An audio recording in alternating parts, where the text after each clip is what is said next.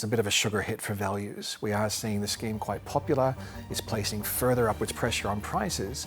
So for a first home buyer that comes into the market, say, a year after this scheme was expanded, they're going to find it all the harder to get into the housing market.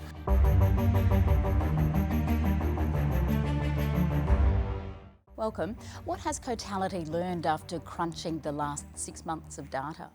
Well, the 6 months obviously coincides with when the first home buyer deposit guarantee scheme was expanded on the 1st of October. So we've got 6 months of data now, which really clearly shows a divergence in value growth. What do you mean by that?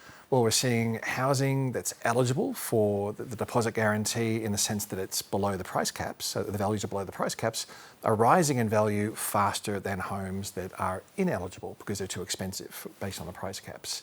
In fact, the divergence was happening about a month prior to this scheme being expanded. So there is probably a little bit of a pull forward of demand, maybe some speculative behaviour before the scheme was expanded on the 1st of October.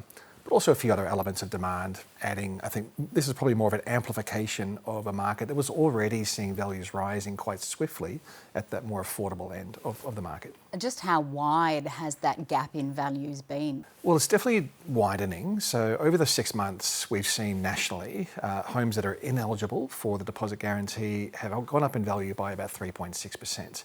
Homes that are eligible have gone up by about 6.7%. It's much different in different cities. So if you look at somewhere like Sydney, housing values have actually fallen. For homes that are above the price caps, they've gone up in value for homes that are below the price caps. Melbourne, exactly the same.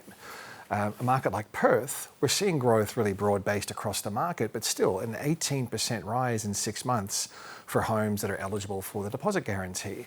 So wherever you look around the country, it's the same trend, just different magnitudes. The 5% home deposit scheme was an affordability measure from the federal government.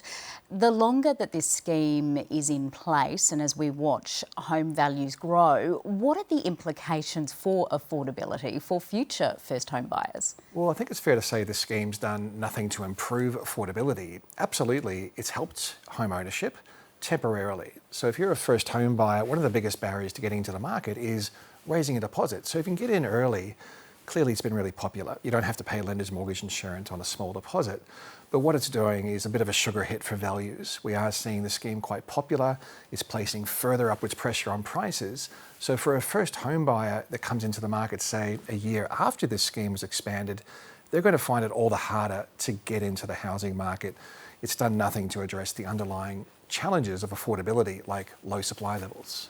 And are people who want to buy into this part of the market just up against first home buyers, or have you seen an increase in investors operating in this area as well? Well, the lower price points are really competitive. It's not just first home buyers. Investors are about 40% of demand at the end of last year.